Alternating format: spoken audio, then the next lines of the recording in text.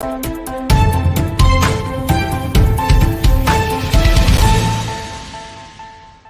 right, welcome everybody. You're watching Eyes on Africa on Hermela TV. I'm Hermela Argawi, and today I'm joined by Eugene Puryear, organizer for A.N.S.W.E.R Coalition and host of Breakthrough News. Eugene, welcome. Hermela, thank you so much for having me back. It's an honor. It's a pleasure.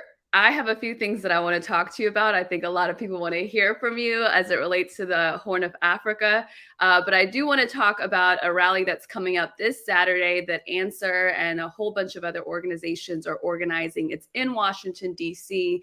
I was looking into it, and one of the things that it talks about is funding the people's needs, not the war machine, in the context of the war in Ukraine, of course. And every time I look at how much money the US has sent there, I cannot believe my eyes.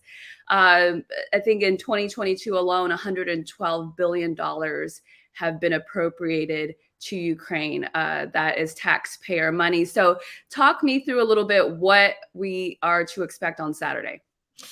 Yes, no, Saturday, 1 p.m. in front of the White House, Washington, D.C., over 200 organizations, undoubtedly thousands of people are going to be coming out to say fund people's needs, not the war machine. It's the 20th anniversary of the war in Iraq, which is an unbelievable milestone. I say that in the worst possible way, to even be crossing when we think about how much death and destruction has been, spread around the world since what was really the attempt of the Bush administration to extend to its most logical extent this idea that the U.S. should control the entire globe, that the unipolar era of U.S. domination should extend to every single country. And of course, it led to the destruction of so many countries, millions of people dead, from Iraq to Libya, all across the Middle East and North Africa region, obviously also in Afghanistan. And it's led us to where we are right now with the context of this war in Ukraine. I mean, you look at what Senator Mark Warner, who is the chair of the House Intelligence Committee, said just recently, a couple of weeks ago, on ABC, on one of the Sunday shows, I believe it was ABC, he said, well, the reason we have to keep doing this, spending tens of billions of dollars, as you know, Hermela, over $100 billion, is that the Ukrainians are weakening Russia for us. So despite all the rhetoric about democracy and freedom and this, that, and the third, here's one of the top-ranking Democrats, one of the main figures in the national security state in the United States, and by the way, a guy who is very rich, hundreds of millions of dollars in his own right, saying that basically what America is doing is fighting to the last Ukrainian in order to weaken the strategic influence of Russia anywhere, certainly on the globe. So, we've seen this in the national security strategy since 1991. We saw it in the most recent one, reduced last year, where the U.S. said specifically that the entire goal of the U.S. strategy of using the military is to make sure that the United States plays the lead in determining and shaping the future international environment. So the so-called rules-based international order, where the U.S. makes all the rules and everyone else has to follow. And it's costing huge sums of money. And it's obvious that it's causing huge destruction all around the world. I mean, this fighting to the last Ukrainian has caused a cost of living crisis in every single country on earth because of the sanctions that have been placed on Russia, which have driven up the prices in almost all of the key commodity markets all across the world. So people are actually facing starvation because of this strategy of the United States of fighting to the last Ukrainian, not to mention basic needs here in the United States are not being met. You noted over $100 billion has been spent by the United States and counting. Well, the repair backlog for public housing in America, and much of our public housing has really been reduced to slum conditions, was $70 billion. They had the opportunity in 2021 to the Congress, that is, to fix all of that, to spend that $70 billion, actually a little bit more. They chose, in fact, not to. We look at the context of what happened with the so-called bipartisan infrastructure bill in the United States. They say, well, we're going to fix all these bridges. Well, spoiler alert, they are not going to fix all the bridges. That's right. They are willing to spend hundreds of billions of dollars fighting to the last Ukrainian for the dubious goal of quote unquote weakening Russia to the detriment of people at every corner of the globe. They're willing to do that. But they are totally unwilling in the U.S. Congress and in the White House to make sure that every bridge that could collapse at any moment and kill Americans is done. I mean, Biden in the State of the Union, this is the last thing I'll say, he says, well, we're going to fix all the lead pipes. We're going to stop poisoning the kids. That is also false. They have not expended enough money to fix all the lead pipes. They are going to fix a number of them at elementary schools. But I mean, listen, if I don't have to drink poison water at school, but I do have to drink poison water at home, that doesn't really seem like much of a solution to me. And as we can see in Jackson, Mississippi, the very idea of even putting money towards the infrastructure is also being used to usurp the political rights of Black Mississippians in order to allow these racist white Mississippi government officials to control that process, which means they control the contracts and all the money will go to their cronies. So you can see, whether we're talking at home, whether we're talking abroad, 20 years on from the war in Iraq, the war machine is draining this country of the necessary resources, and it is promoting a world order that is destroying the globe and driving us closer and closer to the brink of potential nuclear catastrophe. So I hope everyone would be willing to join us, the Answer Coalition and 200 organizations, in front of the White House, 1 p.m. Eastern Standard Time, March 18th, to say fund people's needs, not the war machine, as we come up on the 20th anniversary of the war in Iraq. So it is, the 20th anniversary of Iraq. And then you mentioned Libya, which is another example of horrible U.S. foreign policy, destructive U.S. foreign policy in Africa. This latest war in Ukraine, regardless of what people think about it, the U.S. is spending a whole lot of taxpayer money in that country.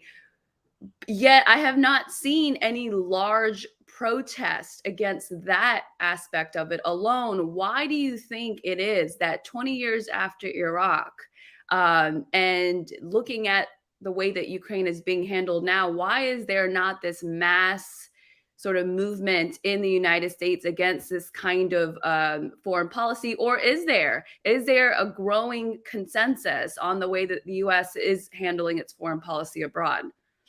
Well, I think your initial impressions are right, Hermela. We haven't seen, the size of a similar anti-war movement as we saw at Iraq. I think there's a couple of reasons for that. I mean, I think first and foremost, there are not quote unquote U.S. boots on the ground. There aren't U.S. troops dying, which of course tends to be the fillip, if you will, the spur for mass anti-war movements on the scale of Iraq, on the scale of Vietnam, is the direct physical impact of death, of destruction, of injuries, and really those who are coming home maimed for life. So I think that's first and foremost, and I think that's not by accident. I think the rise of proxy wars, the aggressive use of sanctions. I mean, I think all of these things are actually a response to the movement against the Iraq war. We saw so many people come out and really start to question U.S. foreign policy. And I think that the military and the broader sort of national security establishment, learning from that, prefers to do what they can to sort of hide the hand of the United States as much as it is, to make it seem as if that the risks are not as great and you're not losing as much and people aren't in danger.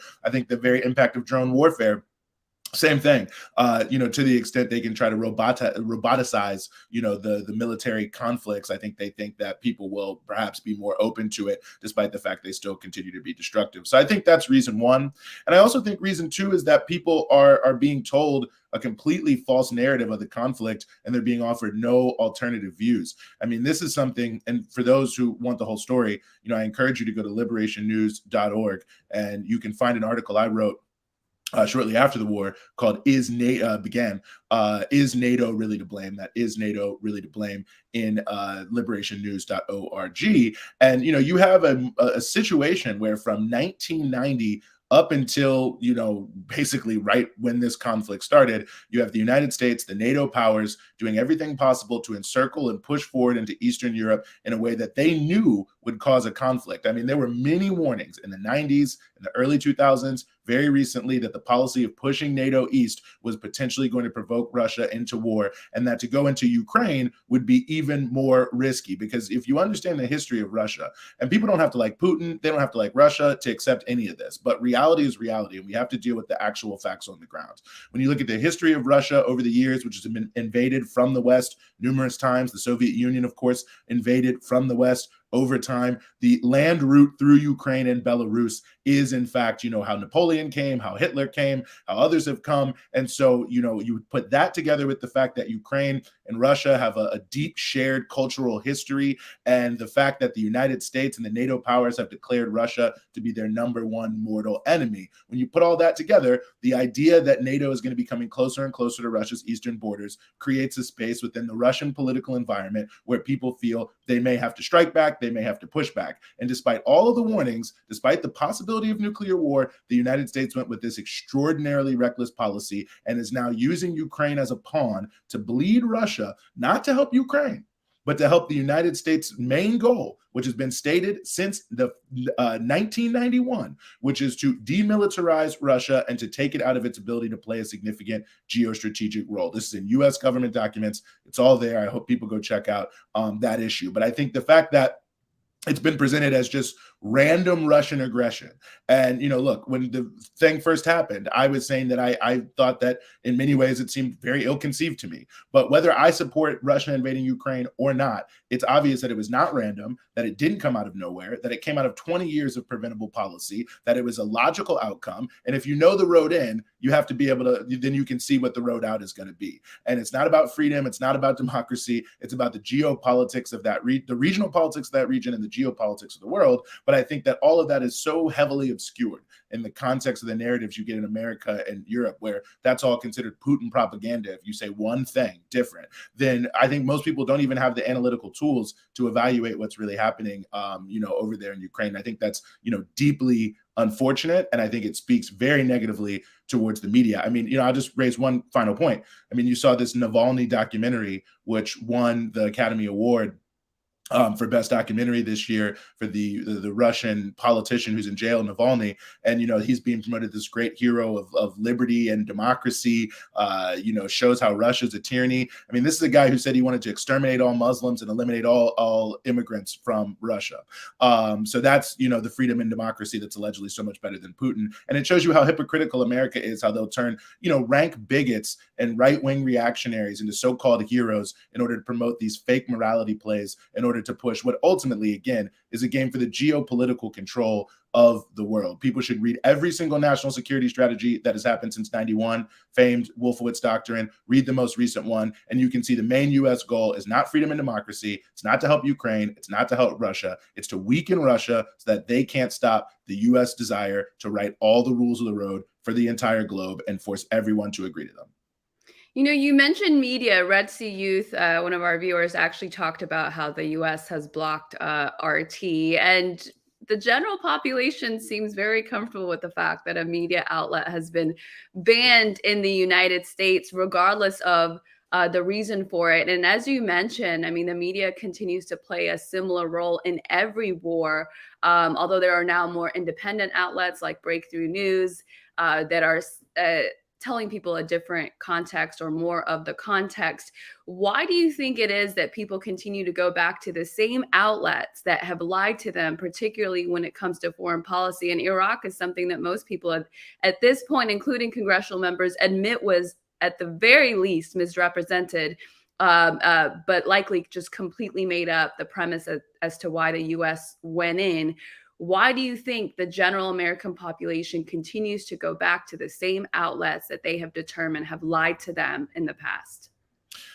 Yeah, it's a good question, and it's a good point. And I'll also note, the recent Wall Street Journal story on the so-called lab leak in China. One of the co-authors of that was one of the people who co-authored the New York Times article that was fake about weapons of mass destruction in Iraq. So the fact these people continue to be recycled in and of itself tells you something. But, I think some of it is, I think it's twofold. I mean, I think first and foremost is, to the extent you're socialized as an American, these entities and these news organizations are the primary bearers of news. You're taught, you're told, and they do in fact carry quite a bit of useful and interesting news, especially if you know how to read between the lines. And so the fact that they're not just totally fake, the fact that they aren't just completely discredited, then lends them some credence to actually lie more often. You know what I mean? If you sort of wrap the odd lie in some good reporting here, there, and everywhere else, and oftentimes they're not straight up lies, they're just decontextualizations, they're misrepresentations, they're leaving out certain critical facts, they're sort of shading, different things like that. I think it muddies the waters about what is really reliable in the context of sort of the muscle memory of multiple decades of addressing and seeing these institutions, be important parts of our lives, and often to carry important stories that they do tell. And I think that's something that we often miss a lot. You have your own history in local news, which has its own problems, but local news also does reveal a lot of scandals and a lot of corruption and a lot of different things like that aren't going in different places. And so the media, which is a business, is really in the business of kind of straddling the line between doing like real good journalism and also serving their own masters, right? Like the access journalism in the national security state, the advertisers who are paying, for the station to be on air in the first place, all these different pieces. So I think that's one piece of it. I mean, I think that people do have some idea that the media is not all that trustworthy, but I think that also this is something we don't teach basic research skills in our schools. I mean, I think that I always say this, the best class I ever took in college was Intro to Political Science Research, and it's at Howard University. Shout out to Howard University, HU. We're in the NCAA tournament this year, first time in 31 years. Just also want to say that. Shout out to my Bison. Thursday coming up, March 16th. Anyway, just had to get that in there. But the professor who taught the class, he actually was like his side job basically, or his other job is he did a lot of polling, and he just taught us all of the science of polling and how to like break it down. My mind was blown. I think I actually used something from that class at least 2 times a week, and I won't go deep into it, but he basically just showed how easy it is to manipulate polling. Now, when you understand the science, then polls become super, super useful, because then you can actually sort of look at different polls, compare them, look at different things like that. But most people just say, oh, if there's a poll in the AP, it must be right, and let's accept it. So I think some of it also is, we aren't giving ourselves as a society the critical reasoning skills that we need to at a young age, so that people can consume media and keep them and hold them more accountable. I do think we're seeing the expansion of the alternative media space, though, because people are somewhat skeptical, although I don't think all alternative media is immune from those same issues, right? And so I think that's something that people really have to remember, is that a lot of our sort of media challenges are, I don't think that people have the right tools, access to information. I mean, the internet's like drinking from a fire hose, and that is partially why I think it's actually critically important for people to become politically organized and engaged on whatever the issues they care about, and to sort of source and discuss and figure these things out, not in isolation, but amongst their peers who feel the same way, and try to collectivize the information we all have to sort of go between the two. But I think basically, bottom line, the reason people support the media is like because it is the media, which I know is like a weird thing to say, but it's sort of like you go to the bank that has the most ATMs when you are looking for a bank account. You know what I mean? And I think it's the same thing. Like, you go to the things that are most accessible, most available, that you've heard of, and that have a history of doing something that seems relevant. And anyone who reads the news a little bit is informed, if you, to some degree, even if you're not super well informed by it. And so it also still serves a social function that you find has value. But I do think that we're in a dangerous time. I think the banning of different attempts to censor RT, Sputnik, Press TV, whatever people think of Iran, Russia, or whatever, it seems to me that if you can't see what they think and how they're presenting it, and I think to even say that it's Russia presenting it is also fake. I mean, the reality is a lot of people who are presenting it on there are actually from the West and just offering alternative views that don't get in the mainstream media. But even to the extent that it is people from Russia or Iran or whatever, how can you say that you want to go to war or hate a country if you have no idea how they even conceive of themselves and how they look at the same challenges? How are you having any sort of critical discourse or dialogue? It's one thing to accept or reject something based on a rounded view, but if you don't have a rounded view, you're not really accepting or rejecting something on a sound basis.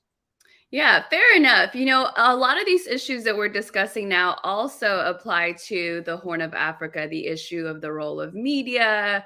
And then I think it's really interesting that you mentioned that now the US is less likely to put boots on the ground, and that may be, at least in part, a reaction to what happened in Iraq and the anti-war movement that was sprouted after that. So in the Horn of Africa, particularly in Ethiopia, there are not boots on the ground, although at some point there appeared to be the threat of having some boots on the ground. And yet the war there is the war that was, at least in Ethiopia, was something that the US was heavily involved in through the media, through its former or current proxy, the Tigray People's Liberation Front. And most recently, since the peace deal in November, there seems to be some sort of a shift, although it looks like more of the same, but they now appear to be caring about ethnic Amharas that have been targeted on the ground, although their entire, at least 30-year history shows that they could care less about really anybody in terms of ordinary people on the ground, but particularly ethnic Amharas who were targeted under the TPLF era. What do you make of the reshuffling of the optics when it comes to the US foreign policy and the Horn of Africa? I think when you look at this sort of appearing, this appeared rhetorical shift, I think it's just the result of losing in the first round of what they wanted to see happen. I mean, the US was ridiculously providing, at the very least, significant rhetorical support to the TPLF. It seems that in the context of the peace talks, they were providing diplomatic support to the TPLF. And I think that, what we've seen is that they did not succeed in imposing the agenda. Obviously, the TPLF offensive did not succeed. And now, the US has to reset, because the reality is Ethiopia is a very important country in Eastern Africa and Africa more broadly. Of course, it hosts the African Union. It's a key air logistics hub for entire global commerce. This is, I think, something that's often underappreciated, but because of the role of Ethiopian Airlines cargo division, for instance, Xi'an and Sao Paulo, right? So that's Brazil and China, and Xi'an is one of the main Xiamen, one of the main areas, I should say, that goods are coming out of, going to Brazil. The main air bridge goes through Ethiopia. The number one route for a lot of vaccines and other pharmaceutical things from Asia to Africa coming from Ethiopia. The travel, the facilitation of travel between different things. So it's a key logistics hub. Obviously, in the context of the Grand Ethiopian Renaissance Dam becoming a more potentially powerful electricity, hydropower, clean energy hub as well. It's one of the largest, most populous countries in Africa, which means that it has tremendous human resources and potential. And I think we can already see that agricultural potential. I mean, all these different elements that, sort of the way Ethiopia goes can have a big impact on the rest of the continent in almost every possible way, politically, diplomatically, socially, economically. It can also have a big impact on how Africa relates to the world and how the world relates to Africa, and how Africa acts as a bridge between different continents. So the US can't just, I think, throw up its hands and go home. I mean, it has to try to develop some sort of strategy in order to maintain its basic reality. And again, I encourage people to go look at the US national security strategy. Like, don't just believe me. I mean, look at what they themselves are saying. One of the key factors for US national security, quote unquote, and to call it national security, I think in and of itself is fake. But we'll leave that aside. Maybe that's another show. Regional alliances and interlocking regional alliances are stated as one of the most important factors for US policy abroad, because they want to create, what has often been deemed as anchor states in critical regions that are deeply tied to the US politically, militarily, economically. This is what the TPLF was, and that allows them to project power and to project their influence into these regions, and also, out of these regions into other places. And you can see it in the context of the US conniving with the TPLF to invade Somalia in the regional context, and in the international context, you can see it in the context of the U.S. relying on the TPLF government to prevent Hugo Chavez's Venezuelan government from getting a seat at the UN Security Council in 2004. So you can see the role of these anchor states is key in terms of the U.S. ability to maintain its geostrategic control. They themselves say that they want to strengthen regional alliances specifically because of that. So given the key role Ethiopia plays in the broader region, and given the fact that it seems very clear to me that the maybe one of the key reasons, if not the key reason, the U.S. was willing to provide this support to the TPLF was the fact that they do not like the idea of greater regional unity in the Horn of Africa, where Eritrea is playing a pivot role. They want to try to find a way to create a regional alliance in a different way. So I think now they've recognized they have to come with carrots. They can't necessarily come with sticks. I think many Ethiopians on the ground and in the diaspora have, they've seen this mask off moment from the United States. I think some weren't surprised. I think some were surprised. But nevertheless, I think that America is very aware of that people have seen some of that, and that they're not going to be as gullible or as easily fooled or whatever it may be. So they have to appear to be looking like they're doing more. But I think, and we can get into this more, I think that everyone who's out here saying, and I know that there are many people who are saying this, I know that some elements of the media in Ethiopia are saying this, that this is some great new moment of re-engagement between America and Ethiopia, are totally off base. And nothing the United States is proposing has any real substance to the developmental context of Ethiopia. Almost all of it is coercive in terms of what the United States is trying to do. And it also seems like they're setting the stage for significant sanctions on Eritrea and other political actors inside of Ethiopia, designed to drive critical wedges into the coalition that has been moving towards a new Horn of Africa concept and really strengthening the region to strengthen the continent. And I think when you really look at it like that, it's very, very naive to think that somehow the US, because their rhetoric has changed, has actually changed their plan, because they aren't actually changing their actions that would show that they're to really match their so-called rhetoric of friendship and love and harmony and all of that. And it's one thing, okay, for Biden to sit there and watch a soccer game with the prime minister where, I mean, it looks good on TV, but it means nothing. There's a couple of questions that are coming in, and some of them are for me, and I will get to those. The comments like Tedros is putting down there, but I want to get a little bit more from you in terms of what I'm seeing, particularly in diaspora, as it relates to the role that the U.S. can play, or that people are hoping it plays. Recently there was a letter that was put out by several organizations, including APAC, that was a very strongly worded letter, to say the least, and had a 21-point list of problems that Ethiopia has, and some of it, I would argue, it's a perspective, a matter of perspective, how those problems are presented. Nonetheless, that letter went out. It did not get a very good response from the Minister of Communications.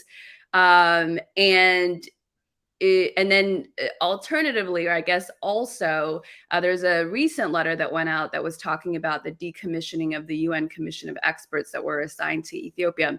What I want to say in the context of that is there seems to be a battle, an internal battle for some Ethiopians who see issues with this current government, the government of Prime Minister Abiy Ahmed, but have also seen the way that the US has behaved in this 2-year war, and yet appear to have some hope in the role that the US can play to pressure the Ethiopian government to take some corrective actions as it relates to issues of, ethnic discrimination, extremism, and a whole slew of issues that letter addressed. What do you say to those that are kind of trying to figure out whether or not they can use the US as a weapon to force positive changes in Ethiopia? Well, I think my first point would be I don't think it's possible. I mean, I think that the U.S. policy as it's currently conceived is not designed to help Ethiopia whatsoever. I mean, I think that people in Ethiopia, people in the diaspora, are well within their rights to raise whatever issue they want to raise, vis-a-vis the current government, vis-a-vis foreign policy, or whatever they want to do in terms of what they want to see in Ethiopia.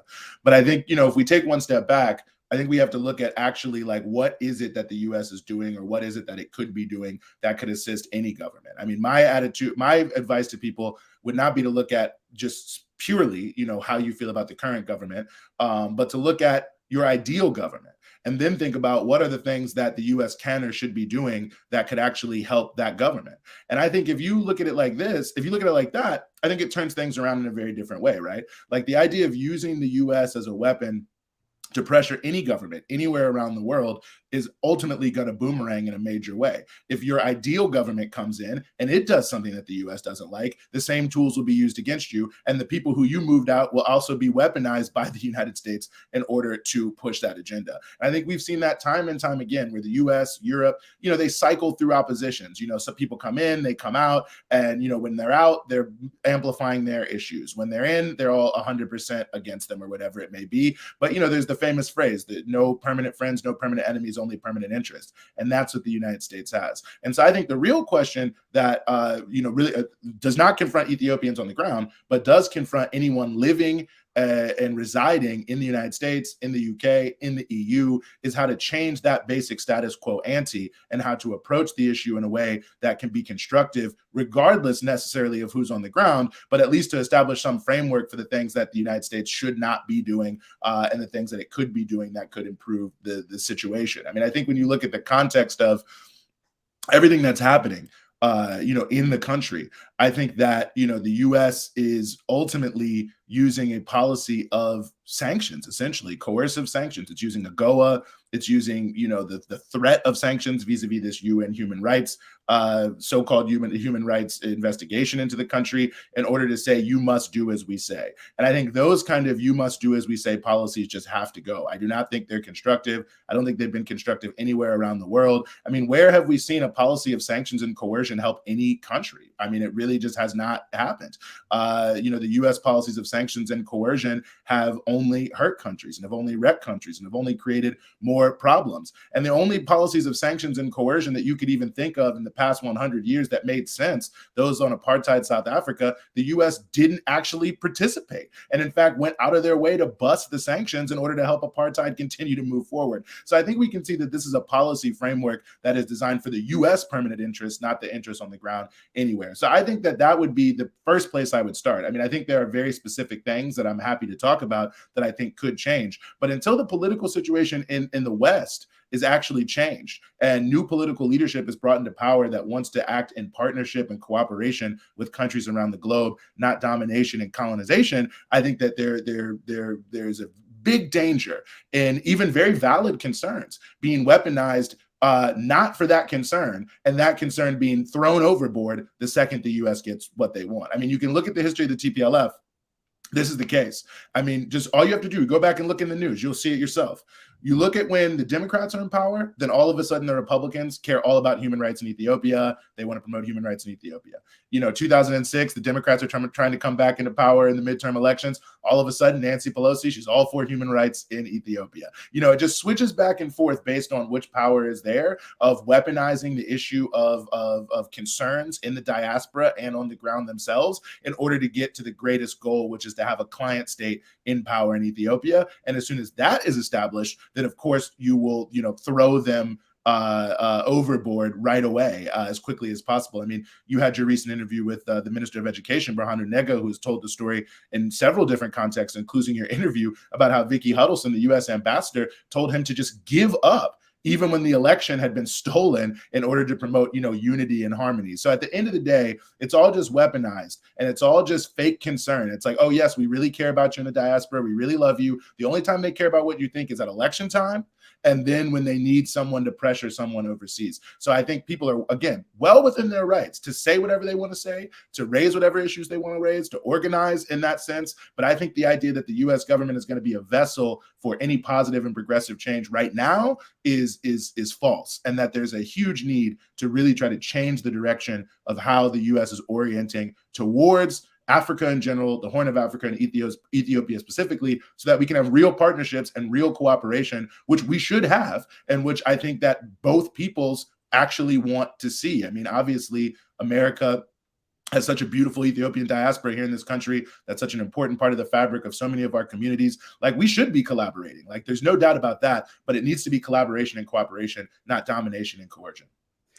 Yeah, it's interesting. So it's come up, what I sent out on Twitter, just about the way what happens on the ground in Ethiopia versus the way that some diaspora tend to weaponize what happens on the ground, in what appears to be trying to get some political shift to happen in the country. So I want to address that in the context of what you said. So I agree with you that Ethiopians anywhere, especially those that have taken, part and taken a lot of time to get to be engaged in their countries for the last 2 years and more, they have every right to criticize this government or to express what they want to see change in the government. Now, the recent letter and the way that it was done, in my opinion, was a political strategy leading up to Secretary Blinken being in Ethiopia right now, as a way of trying to pressure the government to make these changes.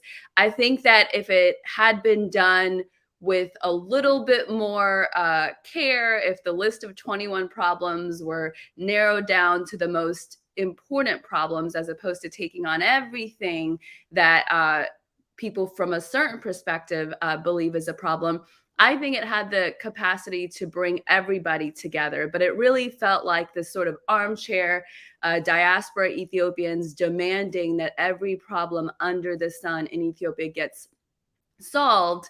And so I thought it was a very political move. I thought just tasteless. And ultimately, I thought it was playing into the hands of the U.S. by trying to use Secretary Blinken's visit as a pressure point. And so, you know, that's really just my answer for people like Tedros who are answering, or who are asking. I absolutely believe in the diaspora being engaged, but I think we also have to be very pragmatic. I spent all of February there. Every time I go back there, I realize there's going to be no quick fix.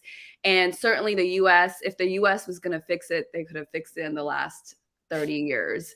So I tend to think that, as difficult as it is, that we have to try to get creative and work with each other and work with proven allies, as opposed to, out of desperation, going back to the same entities that have proven to not be the friend of the people.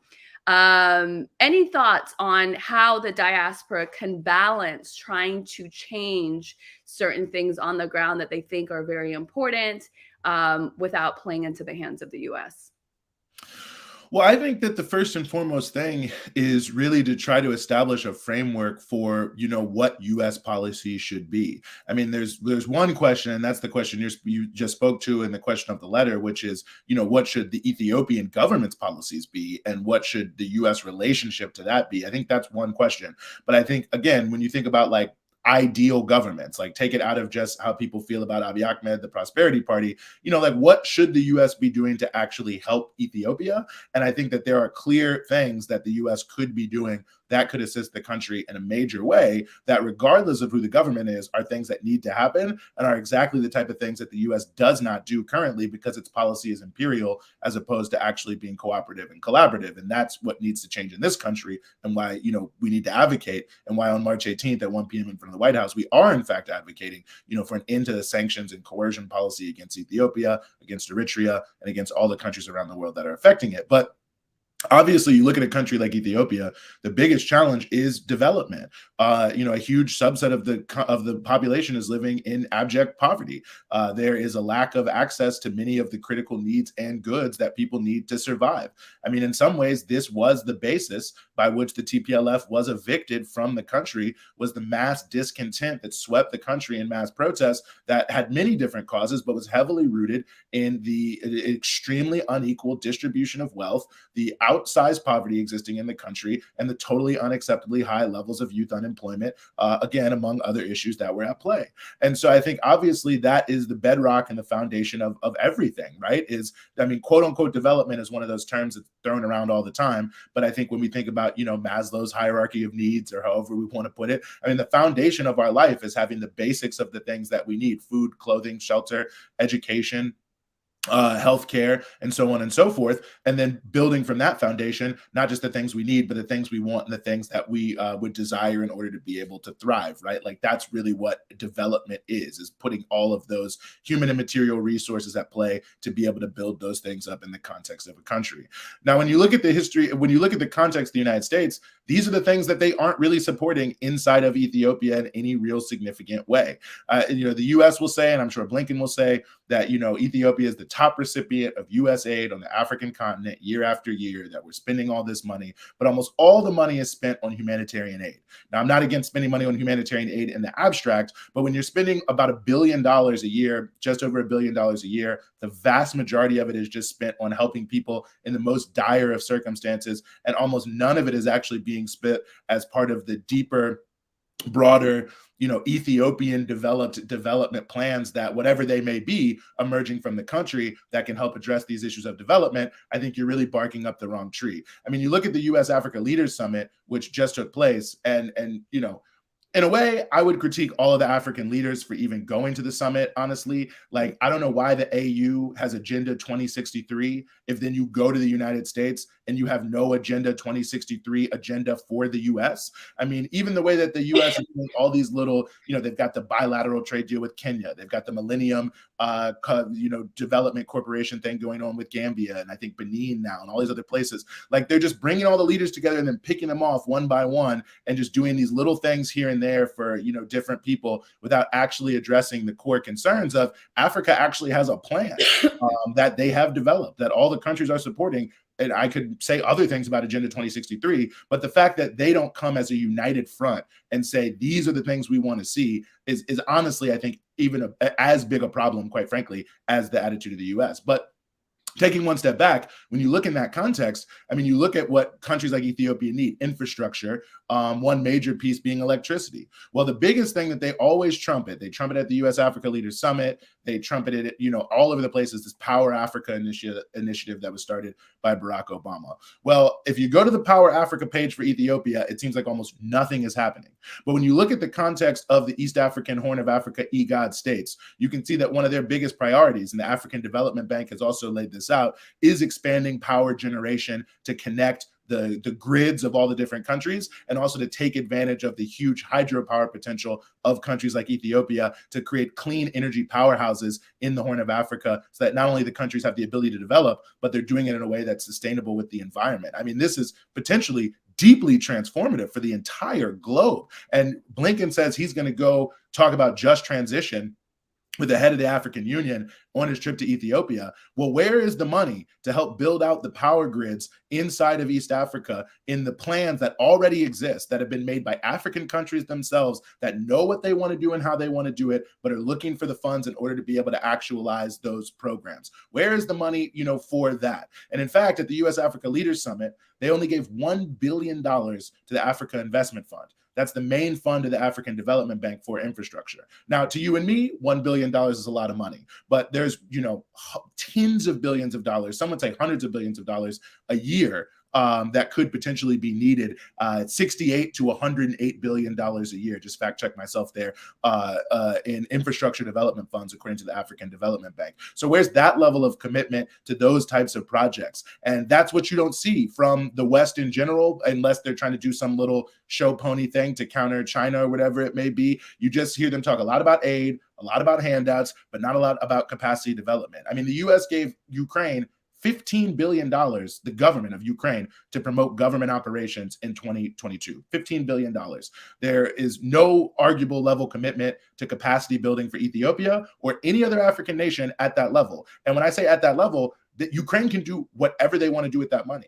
And as we've seen from the discourse here in the West, anyone who says Ukraine is corrupt and they're misspending the money, they say, oh, well, that's just Putin propaganda. So when it's Ukraine, you can get $15 billion of free money to do whatever you want to do with, and no one's allowed to criticize it. But when we're talking about Africa, you don't get that same level of development. But again, you have to have capacity building in order to have institutions that can also carry out the important tasks of development. So, I could go on and on about a lot of these different points, but I think the point we're making is when we're talking about infrastructure, when we're talking about, the development of countries, you're not seeing significant impacts from the United States. And that, when people say, oh, the US policy is imperial, what does that really mean? That is exactly what we mean. That the collaborative and cooperative, types of relationships where, African solutions to African problems, if you will, are being, promoted and propped up and supported in a real way without, political,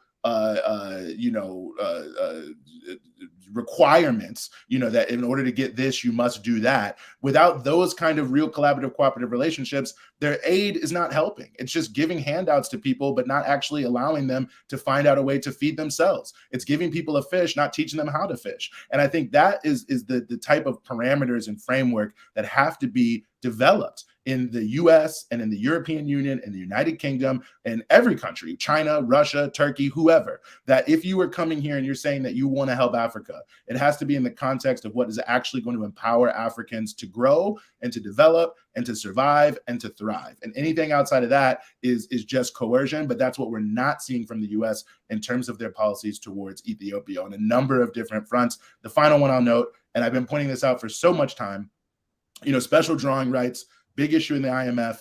It's essentially free money, more or less. So it's money for development for nations who are, need that money without debt. There is tens of billions of dollars that the US alone controls in special drawing rights. They could transfer that money billions of dollars free of charge, no extra cost to the US taxpayers, to countries like Ethiopia or many other African countries, help them eliminate their debt, help them support capacity building, help them do bigger development projects. I mean, it's all there. If you go to my Twitter at Eugene Perger, you can see I've been noting this, for a number of times. But there are a number of different ways, from SDRs to actual real financial support for real African developed policies, that if we establish the guidelines that this is where the US or any other actor has to play, then Africa can rise up. But I think to the extent that Africa in general, Ethiopia in particular, allow themselves to exist in a framework where they are just subjects of US actions, and they are just purely responding to rules and programs that are not set up by them, they will continue to be poor, they will continue to be weak, and that is the desired reality. And I mean, that's the truth about things like AGOA. Even though I think it should be restored, and we can talk more about that, programs like that are actually designed to keep Africa weak, to prevent Africa from trading with itself, to prevent them from developing real high-level, up the value chain industrial production. All of these things are designed to keep Africa weak, and that framework has to change. And to your point about the African leaders came to the US Africa Leaders Summit with asking for nothing really, or not having a particular agenda as it relates to the AU 2063 agenda. And then what you're talking about now in terms of, at least those with a voice in the United States of African descent, when they're talking to US policy leaders, being able to ask for development help, in a real development help that will actually help the countries. Maybe, part of the problem is we don't know to ask. I mean, the African leaders aren't coming here with demands. Americans of African descent are not demanding this kind of development backing, that if in fact the US wants to be a good partner to African countries, say particularly Ethiopia and Eritrea at this point, that they could actually put up the money to help the countries, particularly, post-war. That's really what Ethiopia needs, is the dollars to be able to get out of this quagmire of spending all this money on a war while it was already behind developmentally. So what is your message to those that are, talking to policy leaders that are basically using whatever ear that they're getting to then pressure the Ethiopian government on issues that they want to see change? Is that really the best use of people's power, or could they be asking for a lot more that may actually make the difference in the country? Well, I'll let other people decide what the best use of their time is, but I do think that they can raise up a lot of issues that would be good for the country. I mean, you look at one issue right now, and you look at the context of the cost of living crisis in Ethiopia, you look at the black market in dollars, you look at all those different things that are challenging, creating major challenges on the ground for, average everyday people. That, in my view, raises the issue of illicit financial flows, especially with a country that has a lot of ties, to the United States diasporically and things like that. And we know the U.S. is actually one of the most central locations where illicit financial flows from Africa are coming. The U.S. on its own, unilaterally, could make significant changes to its own tax law to make it easier for Ethiopia or any other African country to find out who is actually taking money out of the country and illegally stashing it in the United States, so that it avoids tax liability and prevents these countries from rising up. Over $80 billion a year is leaving the continent like that. We know without a doubt, when you look at the context of Ethiopia, the issues that's going on with the relationship of the birr to the dollar, obviously huge sums of money are being taken out of the country illegally. They're, and that I think is critical. And, that is something that the US could do unilaterally, especially in New York and in places like that, where a lot of these, business deals are being done, but they're not doing that. In fact, the US has its own laws that make it difficult for African countries to actually even figure out, who is holding accounts, what money they're holding, all these different things. Like Switzerland is known for bank secrecy, but trust me, the US is actually one of the number one places for bank secrecy, corporate secrecy. There's a reason why, every corporation is registered in Delaware.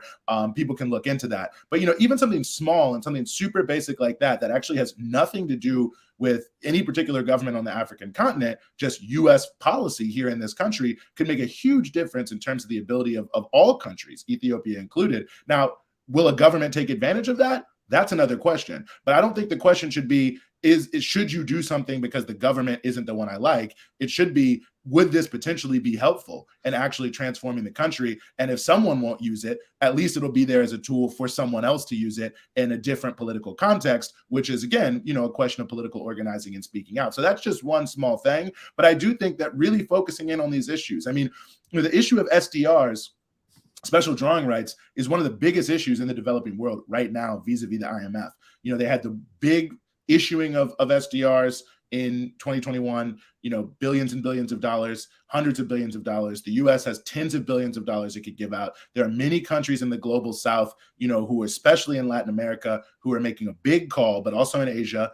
China's leading this charge as well, also in Africa, saying that this is a way that we could break the cycles of dependency for developing nations by providing them with real help, not aid, not handouts, but money that they can use for their own development purposes without getting trapped in debt. As the old saying goes, you got to spend money to make money.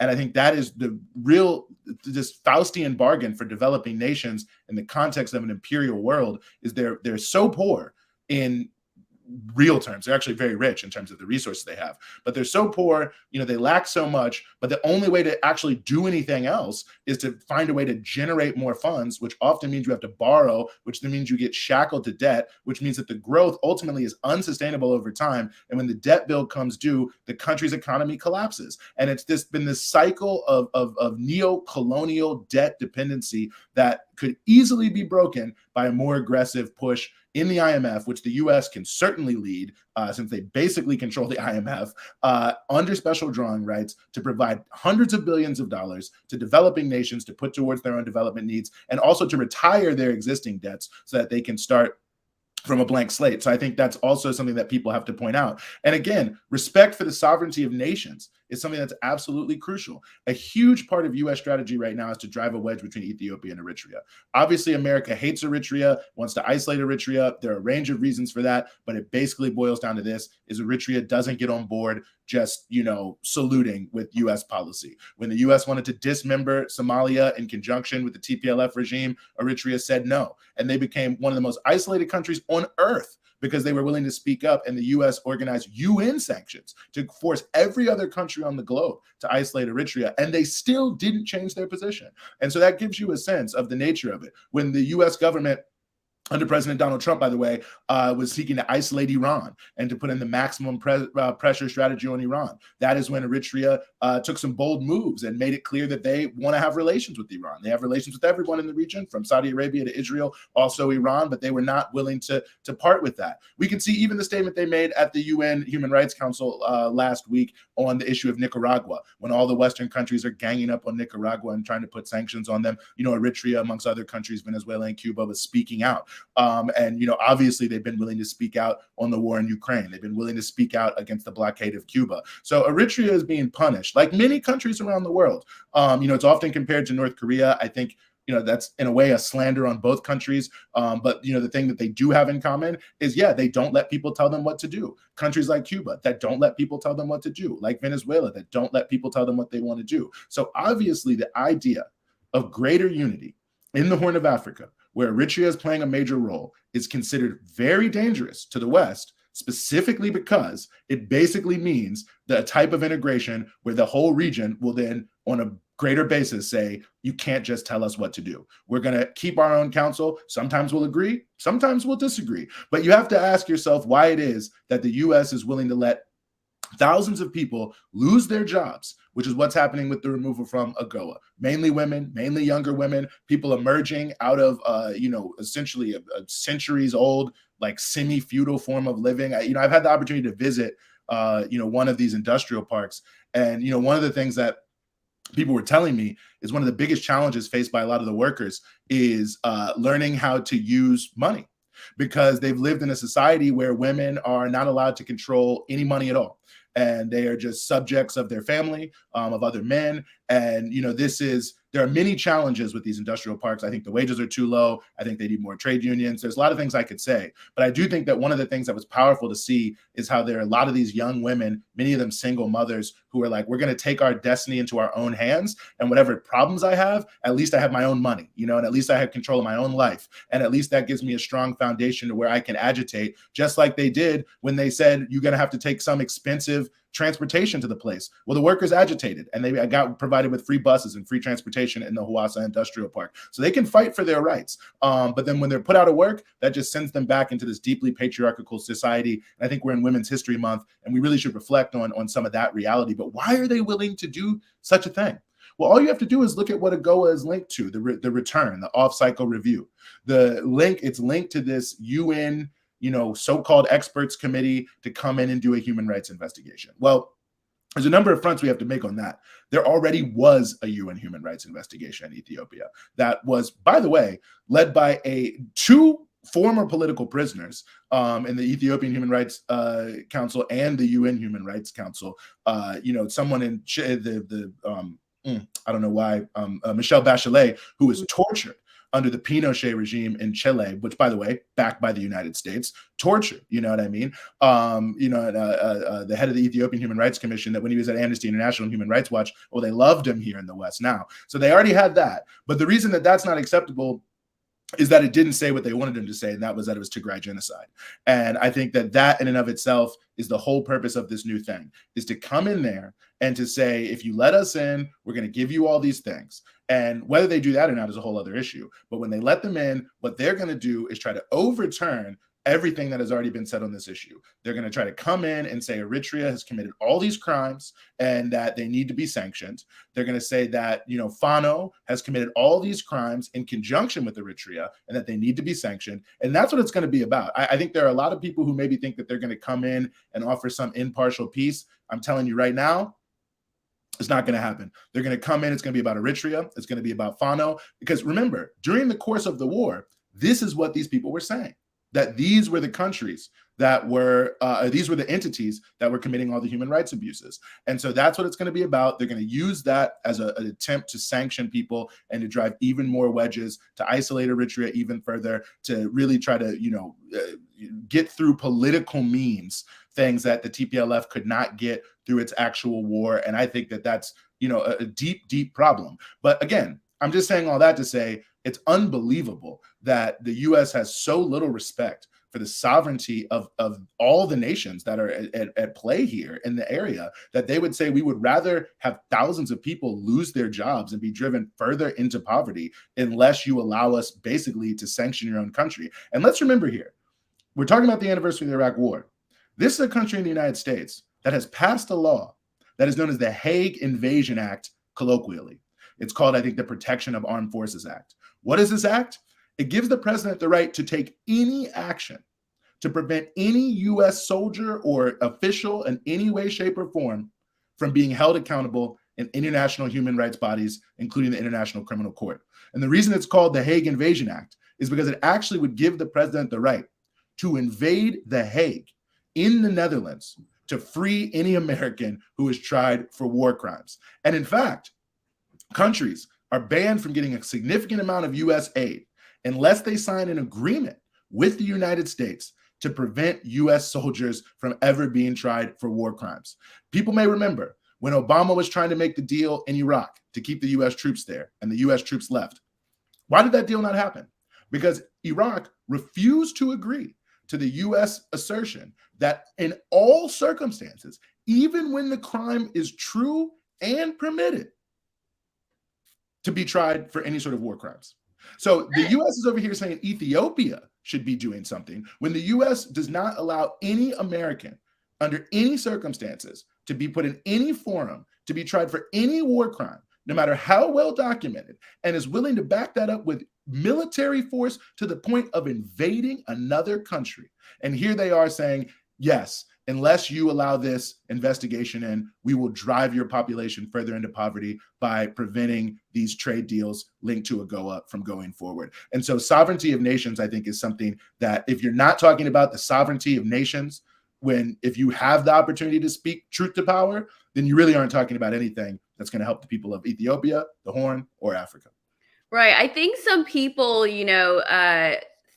feel like they are frustrated because they hear about issues that happen on the ground, where innocent people are targeted, and they don't feel like the current Ethiopian government is doing enough about it. Or there is also allegations that there are people within government, uh, within the federal institutions, that may have something to do with it. And I mean, to be fair, the Ethiopian government is horrific when it comes to communication. And so you really don't know how much they're doing. They kind of, it comes up usually too late after there's been all this sort of talk about different issues. But to this issue of the UN Commission of Experts, I mean, I've heard some people say, well, it doesn't look like the Ethiopian government is investigating these issues, so we need some outside help. But as you mentioned, that report from 2022, I believe it was, or 2021, with the UN High Commissioner and the Ethiopian Human Rights Commission joint investigation, I mean, it seemed to come up with a very stringent or it went through some stringent processes to come up with the results of that investigation. So why is it that we can't ask for something similar? We've got the UN High Commissioner. I'm not sure if Michelle Bachelet is still in power, or is still in her position. But why can't there be that sort of a joint investigation as opposed to this so-called independent panel that seems to be handpicked by the State Department? Well, there's no reason. I mean, the only reason is that this is what powerful countries have said is supposed to happen. There's no real basis for it. There's no, the Pretoria Agreement creates no, scope for this. So this is just a pure outside intervention, an outside imposition, I think is maybe the better way to put it, on Ethiopia. And again, I think it's targeted at Ethiopia, but I think it's targeted at specific Ethiopian actors, and I think it's targeted at Eritrea, and I think that's what's really behind it. And I think there's no reason why it couldn't be done another way. I mean, obviously, there's a letter that came up from a number of Ethiopian advocacy organizations based in the diaspora that was calling on the national dialogue to be respected, and that this would undercut the national dialogue. I mean, the issue of how you address human rights in the wake of a post-conflict situation is very controversial. Obviously South Africa had the Truth and Reconciliation Commission. There's a lot of different pieces about that. There's the Nuremberg trials, also very controversial. There's right here in the United States, where there's never been any accountability whatsoever for the genocide of Native Americans and the enslavement of African peoples. And, to even raise that is considered to be some sort of verboten thing in American politics. So I think that when we look at this issue, there are a lot of different ways to approach it. I think there are a lot of different ways to look at it, and I think there's a lot of different ways to resolve it. And I think the attempt to really just resolve all quote unquote human rights issues in the context of a westernized sense of human rights, which only really respects, liberal Western democratic ways of organizing society, is problematic. And I think it ultimately is done so hypocritically. It means that it actually doesn't have any impact, because everyone knows that if you're a friend of the United States, you can do whatever you want to do. I mean, I don't know if he's still here. He just left. But the Israeli finance minister was just here raising money in the United States after he said he wanted to wipe out, to ethnically cleanse the Palestinian town of Hawara, ethnically cleanse them. Ethnically cleanse them. And he's granted a visa, he's coming in here, and he's allowed to raise money. So why are they not forcing Israel to do this? I mean, the US government says that every settlement built in the West Bank is illegal. They don't take any action ever against Israel. So why does Ethiopia have to accept this investigation? And so I think that the reality behind this that we have to understand is this has nothing to do with human rights. It all has to do with finding a way to put more blame on people the US does not like, in order to create the scope for more sanctions, in order to try to manipulate the foreign policy or the geostrategic policies of these regions, and to resolve and try to use it as a leverage point to resolve questions in different ways. I mean, I've seen some issues that, are totally, I mean, who knows what Blinken is going to raise. But when you look at the context of this, right, one of the issues that the U.S. has continually raised that undoubtedly is going to come up in this so-called investigation is the so-called issue of the withdrawal of Eritrean and Amhara forces, from these areas. But you have to recognize that that is an amazing weasel word that is created by the TPLF, who is relating it to, a constitutional dispensation vis-a-vis so-called Western Tigray, I'm using air quotes there, and is related to an inability to acknowledge the Algiers agreements on the border with Eritrea.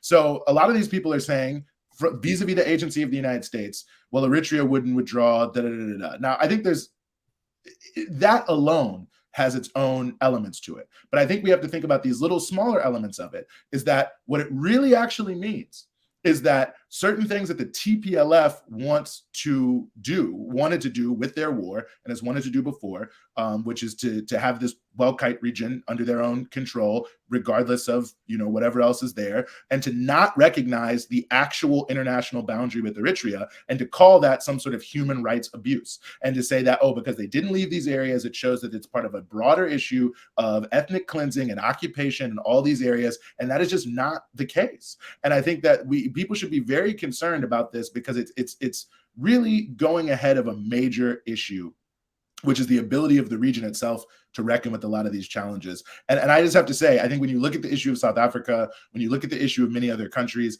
I honestly feel that the internal conversations are the most important conversations for how you settle these conflicts, and what people themselves can accept in terms of what they're willing to let go, what they're willing to forgive, and what they want to see punished has to be determined right there on the ground. And I think it's deeply, deeply problematic to think that some investigation is going to come in and turn that around. It's just not going to do it, because they don't have any ability or right to enforce any of this. So all it's going to do is come in and target people for outside enforcement, which means sanctions, which is not going to be good for the region. It's not going to be good. And again, I really do feel this issue of driving a wedge between Ethiopia and Eritrea is a much bigger issue than I think people are giving credit for, and a major way that I think this is designed to be used in terms of its coercive realities.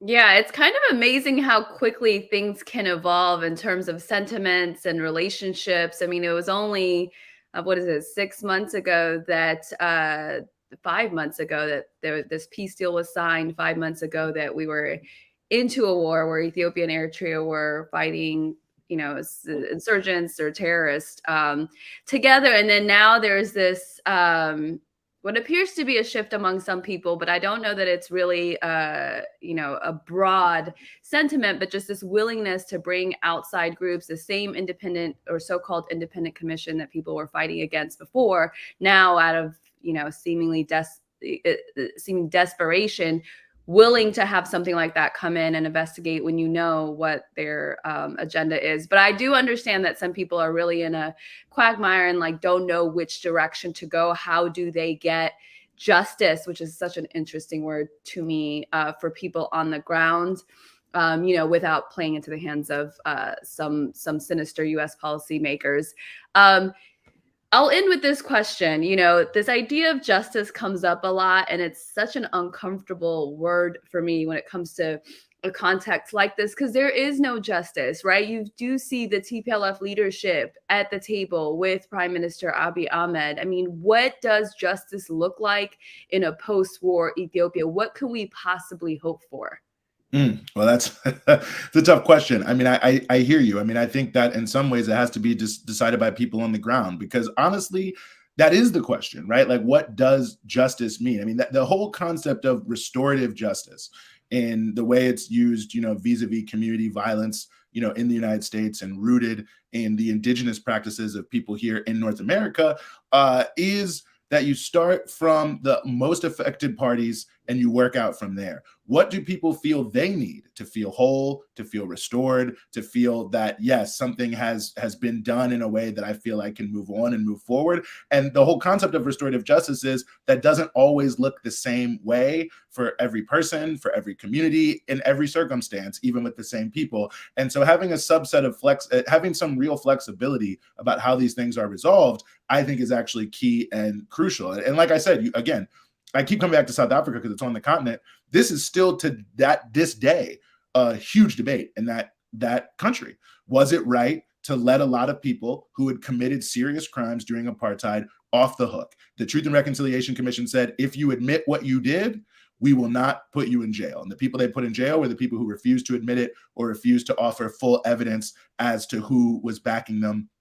And unfortunately, the killer of Chris Hani is now maybe let out despite not having met that threshold, which I think is ridiculous. But be that as it may, there are a lot of people in South Africa who very rightly feel like these people are straight up criminals in apartheid. They should be jailed, killed, or worse. There's a lot of people who feel like, no, we had to move. And I think maybe the majority of people who felt like we can't have a civil war in the country. We have to move on. And that means that we're going to accept that some people are essentially going to get away with it. Now, I'm not South African. It's not for me to say whether it's right or wrong, but I think it's to go to show that, it has been relatively durable in the country. And it doesn't mean that there's no debate. It doesn't mean that people don't have different views. It doesn't mean that you can't change your views and have different ways of approaching different issues, which is what this issue of the Chris Hani assassination is brought to South Africa. Do they need to revisit some of the broader principles underlying the Truth and Reconciliation Commission? So I think, when you look at Ethiopia, the possibility for national reconciliation, I don't know what justice will look like, but I know that there will be nothing that could even be called justice if it isn't driven indigenously and internally by all the various parties who are affected. And I think that, however that looks at the end of the day is what justice will look like. I think it's certainly possible, but I think that without a doubt, this means that countries like the United States have to work in a facilitating framework that help African solutions to African problems, to build up their own development capacity, and to create the environment by which whatever decision people want to make can be made and can actually be implemented in a way that is meaningful. I'm going to end with this one question from a viewer. I know I'm taking up a lot of your time. Ty says, how can African Americans and Ethiopians organize in solidarity and start more conversations and use this relationship to force the USA in our interests? That's a good question. What do you think? Well, I think one is these types of conversations we're having right now. I think two is the March 18th demonstration in front of the White House this Saturday, 1 p.m., where we are going to be raising these issues, not just of Ukraine, but of Ethiopia, of the sanctions on Eritrea, on the issues of Palestine, on all these various issues, to point out how the war machine is working against the interest of people in this country, in the African continent, Latin America, Asia, or wherever, and to try to build a movement here in the United States that can put pressure on the U.S. government to change. And I think we have to continue and to deepen those organizing efforts that exist. I mean, like I've said and I've maintained throughout this, there are huge populations or significant populations of folks from the Horn of Africa community all across this country that are an important part of cultural fabric of so many of the areas. I think, unfortunately, we allow ourselves to be divided as Africans. We allowed ourselves to be divided as African diasporic peoples. This issue that makes us feel like if we're Black Americans, somehow, we're better than Africans, or if we're Africans, we're somehow better than African Americans.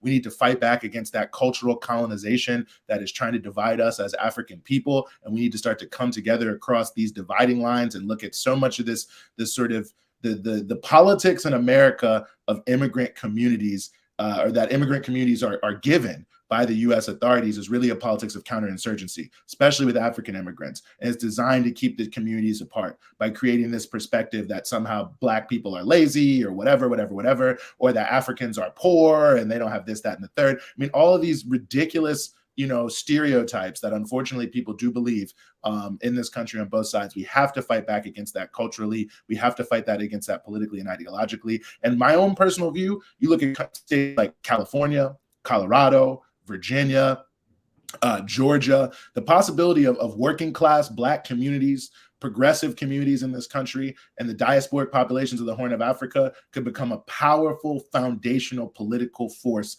that really could change this country for the better, I think, on a number of different fronts. And we've already seen things like that happen. I mean, everyone is talking about, Amazon, because Amazon has the labor unions. Who were the first people to organize a union at an Amazon warehouse? Somali immigrants in Minnesota who stood up for their rights, despite many of them being undocumented, but just said, hell no, we're not going to let this country, this company just exploit us no matter what. We're not disposable. So, there's so many different areas where there's a beautiful overlap. We already live together in a lot of these places anyway. So let's organize and turn that into political power to push back against those who want to do us harm.